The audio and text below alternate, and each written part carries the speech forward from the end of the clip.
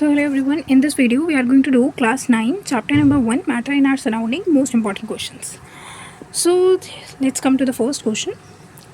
So the question says, give reason for the following observation. The smell of hot sizzling food reaches you several meters away, but you get the smell from a cold food, you have to go close.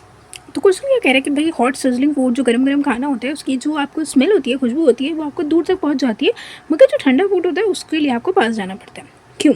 क्योंकि जो हमारा hot sizzling food होता है ना उसका temperature क्या होता है, हायर होता है, और कोल्ड फूड का टेम्परेचर गिरा हुआ होता है, कम होता है. तो जितना ज़्यादा टेम्परेचर हाई होगा उतना ज़्यादा डिफ्यूजन रेट भी हाई होगा, और जितना ज़्यादा डिफ्यूजन रेट ज़्यादा होगा उतना ही ज़्यादा स्मेल क्या करेगी, ट्रैवल करेगी एयर के अंदर, और वो हमारे नॉस्ट्रल्स में आती है सेवरल मीटर्स दूर तक भी. जितना ज़्यादा टेम्परेचर उतना ज़्यादा डिफ्यूजन, और जितना ज़्यादा डिफ्यूजन उतना ज़्यादा वो घूमेगी smell. Okay, I hope this question is clear. Now let's come to the second one. Mass per unit volume of a substance is called density. Okay, ये हमें पता है कि मास बाय वॉल्यूम क्या होता है, डेंसिटी होता है. तो क्वेश्चन सेज कि arrange the following in order of increasing density. हमें क्या करना है, हमें कुछ मटेरियल्स दिए हुए हैं और हमें क्या करना है, इसकी डेंसिटी के अकॉर्डिंग अरेंज करना है इंक्रीजिंग ऑर्डर में. तो हमें पता होता है सबसे ज़्यादा डेंसिटी किसकी होती है, सॉलिड्स की, देन लिक्विड्स की, और देन गैसेस की. क्यों? क्योंकि सॉलिड्स का मास क्या होता है, ज़्यादा होता है, इसलिए ही डेंसिटी भी ज़्यादा होती है. क्यों? क्योंकि डेंसिटी क्या है, डायरेक्टली प्रोपोर्शनल है मास के और इन्वर्सली प्रोपोर्शनल है वॉल्यूम के. Okay, let's just remove all this. Okay, तो हमारे पास सबसे पहले हम देखेंगे सॉलिड सब्सटेंस कौन सा है, आयरन है. दूसरा क्या है हमारे पास, चॉक है. अच्छा, अब इसमें कॉटन क्या होता है, एक एक्सेप्शन होता है. कॉटन आता है लिक्विड्स और गैसेस के बीच के अंदर. ओके, कॉटन की डेंसिटी जो होती है वो लिक्विड और गैसेस के बीच में आती है. तो सबसे पहले आपका आएगा iron, then we have chalk, then we have honey. क्योंकि पता है हमें हनी ज़्यादा डेंसर होता है, हनी का मास थोड़ा ज़्यादा होता है वाटर से, तो हनी की डेंसिटी ज़्यादा होती है. Then we have water. Then मैंने क्या बोला था कि कॉटन किसके बीच में आता है, लिक्विड्स और गैसेस के बीच में आता है. Then we have cotton. Then exhaust from chimneys. जो एग्जॉस्ट होता है चिमनीज से वो थोड़ा डेंसर होता है देन एयर. अगर आप प्योर एयर देखें वो काफ़ी साफ़ होती है, मगर जो चिमनी से धुआं निकलता है वो क्या होता है, गंदा गदला सा होता है, तो वो इतना अच्छा नहीं होता, तो उसकी क्या होती है, डेंसिटी ज़्यादा होती है. आई hope this is also clear. Now let's come to next question. Liquids generally have lower density as compared to solids, but you must have observed that ice floats on water. Find out why. तो question क्या कह रहा है कि भाई liquids जो हैं उनकी क्या होती है, लोअर डेंसिटी होती है सॉलिड्स की, जैसे हमने पीछे बात करी, मगर क्या है, आइस जो है हमारी वो फ्लोट करती है वाटर पे. क्यों? तो आंसर इसका ही सिंपल सा है कि जो आइस है ना वो सॉलिड स्टेट है किसकी, लिक्विड की. इस टाइप की सॉलिड स्टेट है. ठीक है, गॉट इट. तो अब ये क्या है, ये 3D स्ट्रक्चर है और इसके अंदर बहुत सारी खाली स्पेस है, हॉलो स्पेस है, जिसकी वजह से क्या है, ये फ्लोट करती है किस पे, वाटर पे, क्योंकि इसका वेट क्या होता है, कम होता है, और हमारा वाटर का वेट जो है वो ज़्यादा होता है. इसकी वजह से आइस क्या करती है, फ्लोट करती है वाटर पे. Let's come to the next question. Next वाला क्या कह रहा है आपसे कि भाई wait a second, why does a desert cooler cool better on a hot dry day. कि भाई डेजर्ट कूलर जो है वो ज़्यादा अच्छी हवा क्यों देता है हमें गर्मी वाले दिन पे. तो कह रहे हॉट ड्राई डे पे ना क्या होता है, इवेपोरेशन फास्टर हो जाती है. अच्छा, आपने भी नॉर्मली देखा होगा कि जब बहुत ज़्यादा गर्मी होती है तो स्वेट हमें आता है, मगर वो स्वेट इवेपोरेट भी होता रहता है साथ साथ. ठीक है ना. तो डेजर्ट कूलर में क्या है, एग्जॉस्ट फैन ऑन होता है, हॉट एयर जो होती है वो स्ट्रॉ मेट से आती है और वो इवेपोरेशन तक चली जाती है, इवेपोरेशन ऑफ वाटर हो जाता है. ठीक प्लेस, जिसकी वजह से क्या होता है, वो जगह ठंडी हो जाती है. किसी भी जगह से अगर पानी इवेपोरेट हो रहा है तो वो जगह क्या हो जाती है, ठंडी हो जाती है. आपने कभी देखा होगा कि आप आए बाहर से, मान लो खेल के, तो आप पूरा स्वेट में हो रहे हो, बट आप जब आके फ़ैन के नीचे खड़े हो जाते हो तो आपको एक ठंडक सी महसूस होती है. क्यों होती है? क्योंकि आपकी बॉडी से सारा जो स्वेट है वो सारा का सारा इवेपोरेट हो जाता है. और जब कोई मटेरियल, जब कोई पानी इवेपोरेट होता है तो क्या करता है, वो एक कूलिंग इफेक्ट छोड़ के जाता है. तो क्या होता है, इसमें भी ऐसा सेम है कि वो हीट ले लेता है सारी की सारी और एयर को क्या कर देता है, कूल और कूलर कर देता है. Okay, next question says, how does the water kept in earthen pot become cool during summers. जो हमारे पानी होता है मटके के अंदर वो समर के अंदर क्यों कूल हो जाता है. समर के अंदर क्या होता है कि जो हमारा जो पानी है सरफेस अर्दन पॉट पे ऊपर वो इवेपोरेट हो जाता है, और वो जब इवेपोरेट होता है तो वो हीट लेके इवेपोरेट होता है. और अर्दन पॉट्स में क्या होते हैं, छोटे छोटे होल्स भी होते हैं, बियर स्पोर्स भी होते हैं, जहाँ से भी इवेपोरेशन होती रहती है, जिस वजह से कूलिंग इफेक्ट रहता है अर्दन पॉट में, मटके में. Next question is why does our palm feel cold when we put some acetone और पेट्रोल और परफ्यूम इन इट। हमने बहुत बार नोटिस करा है कि भाई हम थोड़ा सा भी पेट्रोल डाल लें या अपने हाथ में परफ्यूम डाल लें तो हमारा क्या होता है, हाथ पे ठंडक सी आ जाती है। वो क्यों आती है? तो लिक्विड्स क्या होते हैं, कुछ लिक्विड्स होते हैं जो जल्दी से वेपराइज हो जाते हैं। इन लिक्विड्स को क्या कहते हैं हम? Volatile liquids. जैसे कि एसीटोन, पेट्रोल, परफ्यूम, ये क्या होते हैं? वोलेटाइल लिक्विड्स होते हैं। ये क्या करते हैं? हीट लेते हैं जल्दी से हमारी पाम से और ये कूलिंग इफेक्ट प्रोड्यूस कर देते हैं। Next is why are we able to sip hot tea और milk faster from a saucer rather than a cup. भाई कि हम पेट जो कप के साथ जो पिरच होती है उसमें हम क्या जल्दी क्यों खत्म हो जाता है, ठंडा हो जाता है हमारा चाय या milk rather than a cup. अब देखो, इवेपोरेशन डायरेक्टली प्रोपोर्शनल होता है किसके? सरफेस एरिया के। जितना ज़्यादा सरफेस एरिया होगा उतना ज़्यादा इवेपोरेशन हो जाएगा। अब कप का जो होता है, कप में एरिया सरफेस एरिया कम होता है, वेरा सॉसर में सरफेस एरिया ज़्यादा होता है। ठीक है ना? तो सॉसर में जब सरफेस एरिया ज़्यादा होता है तो जल्दी इवेपोरेट हो जाती हैं चीज़ें, और जल्दी जब इवेपोरेट हो रही है तो क्या हो जाता है, आपका मिल्क या टी जो होती है वो जल्दी ठंडी हो जाती है। What type of cloth should be wear in summer. तो भाई हमें कौन से टाइप के क्लोथ्स पहनने चाहिए? हम कॉटन ही पहनते हैं, मगर हम क्यों पहनते हैं? भाई ज़रूरी है कॉटन पहनना, क्यों ज़रूरी है? Let's see. तो कॉटन क्या है? बहुत अच्छा एब्जॉर्बेंट है किसका? वाटर का। कॉटन जो होता है वो स्वेट को बहुत जल्दी एब्जॉर्ब कर लेता है। तो क्या मसला है इसके साथ कि जो फैब्रिक है ना वो क्या है, स्वेट को एब्जॉर्ब कर लेता है। उसमें छोटे छोटे माइन्यूट ऐसे ऐसे पोर्स होते हैं। अब ये जो पोर्स होते हैं इनकी वजह से इवेपोरेशन जल्दी हो जाता है, और जब इवेपोरेशन जल्दी हो रहा है तो क्या होगा, आपकी बॉडी को एक कूलिंग इफेक्ट मिलेगा। That's it. नेक्स्ट वाला क्वेश्चन एक न्यूमेरिकल है, सिंपल सा है। Convert the following temperature to Celsius scale. अब हमें क्या है, टेम्परेचर दे रखा है और हमें किस में कन्वर्ट करना है? सेल्सियस स्केल में। जब आपने सेल्सियस में जाना है केल्विन से, तो आप क्या करेंगे? केल्विन में -273, तो हमारे पास है 293। Let's try it. तो हमारे पास है 293। जब हम 293 में से 273 माइनस करेंगे तो हमारे पास क्या बचेगा? 20। तो 20 degree Celsius is our answer. Okay. दूसरा वाला है 470 केल्विन। तो 470 में से भी क्या करेंगे? 273 माइनस कर देंगे और हमारे पास आ जाएगा 197 degree Celsius. Got it. Now let's come to next question. दूसरा वाला भी एक न्यूमेरिकल है। Convert the following temperature to Kelvin cycle. अब हमें क्या है? केल्विन साइकिल में कन्वर्ट करना है। जब आपके पास सेल्सियस में है और आपको केल्विन में करना है तो आप क्या करेंगे? 273 को ऐड कर देंगे। सेल्सियस में कितना है? 25। 25 प्लस 273 हमारे पास हो गया 298 केल्विन। ओके।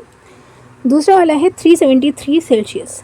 अब 373 में से हम क्या करेंगे? 273 को ऐड कर देंगे, हमारे पास आ जाएगा total 656 kelvin. Okay, so that's it for today's video. The question says give reason for the following observation. Okay, तो वो फर्स्ट पार्ट कह रहे हैं नेपथलीन बॉल्स जो है वो डिसअपीयर हो जाती हैं टाइम के साथ विदाउट लीविंग एनी सॉलिड। तो आपने देखा होगा कि भाई जो मम्मी लाती है नेपथलीन बॉल्स, फिनाइल की गोलियां जिसे कहते हैं हिंदी में, तो भाई वो डिसअपीयर हो जाती है, वो लिक्विड में नहीं चेंज होती है और वो सीधा का सीधा डिसअपीयर हो जाती है। अच्छा, इस प्रोसेस को क्या कहते हैं? जब सॉलिड से चीज गैस बन जाती है इसे हम कहते हैं सब्लिमेशन।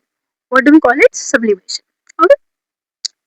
तो some substances possess the property of sublimation. तो नैप्थलीन बॉल्स क्या करती है? पोजेस करती है कौन सी प्रॉपर्टी? सब्लिमेशन की प्रॉपर्टी, जैसे कैम्फर और naphthalene balls.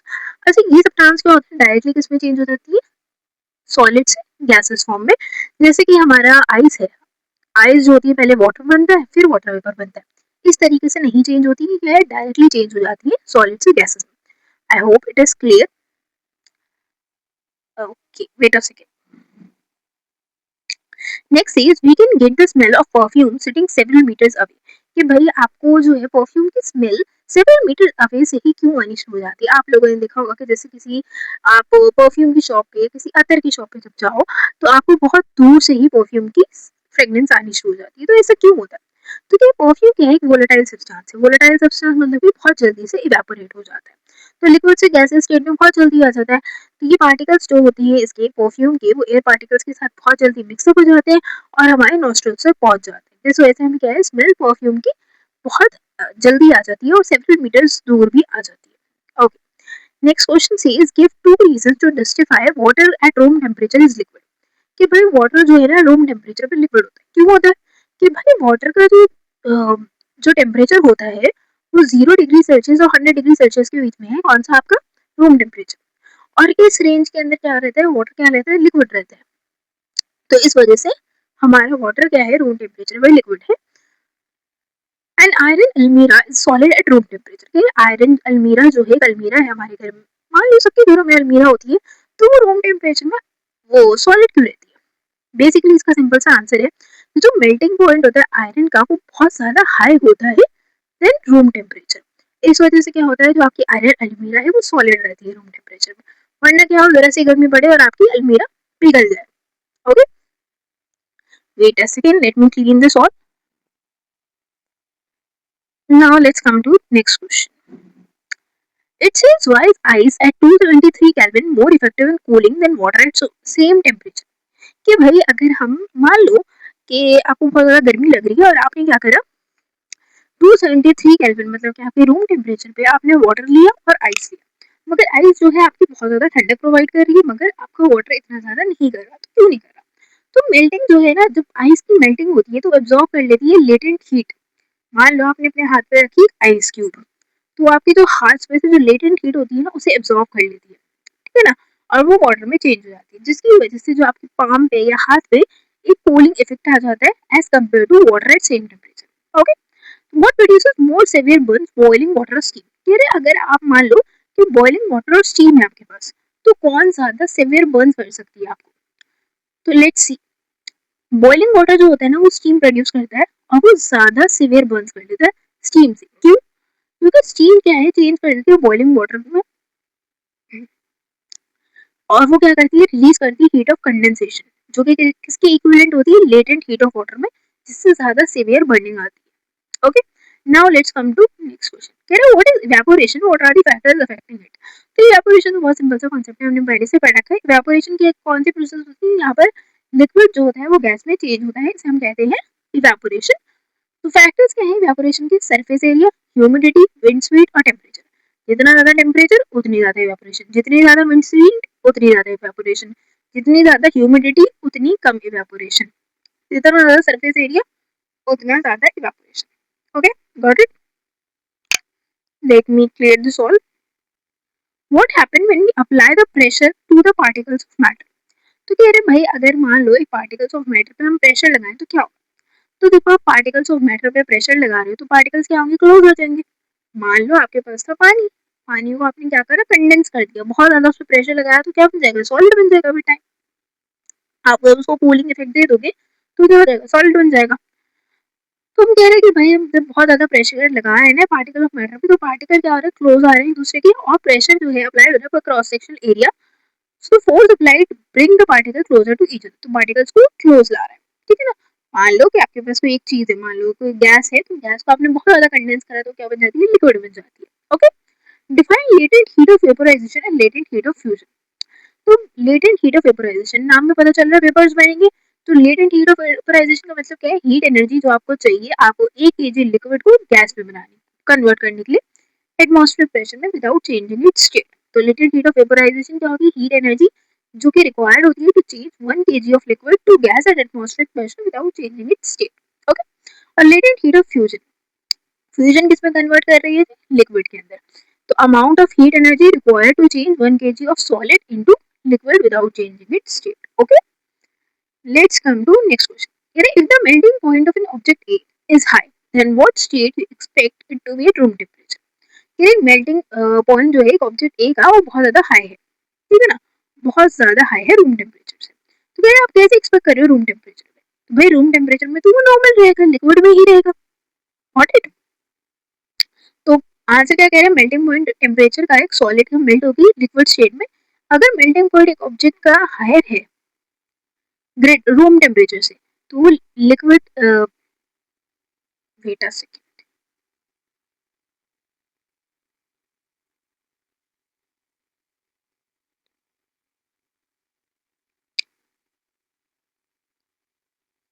so the question says what happen when the temperature of the solid increase? अगर आप सॉलिड का टेम्परेचर बढ़ाओगे तो क्या होगा? जब आपने किसी सॉलिड का टेम्परेचर बढ़ाया तो उसके जो अंदर छोटे छोटे छोटे छोटे पार्टिकल्स है ना, उनकी क्या बढ़ जाएगी? काइनेटिक एनर्जी बढ़ जाएगी। और जब काइनेटिक एनर्जी बढ़ जाएगी तो वो ज्यादा स्पीड से वो करेंगे, वाइब्रेट करेंगे, और क्या होगा, ये अपनी जो फोर्सेस ऑफ अट्रैक्शन है एक दूसरे के बीच में उन्हें ओवरकम कर लेंगे और ज्यादा फ्रीली घूमेंगे। Okay, when heat is being supplied to a solid, then what does the heat energy do to the particles of solid? कह रहे हैं अगर आपने मान लो कि किसी एक, wait a second, let me clear this off.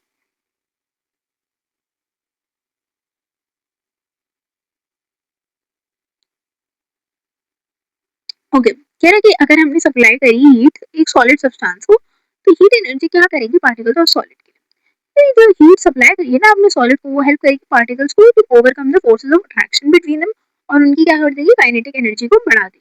क्या कर देगी, काइनेटिक एनर्जी को बढ़ा देगी। एज अ रिजल्ट जो पार्टिकल्स हैं वो फोर्सेस ऑफ अट्रैक्शन को ओवरकम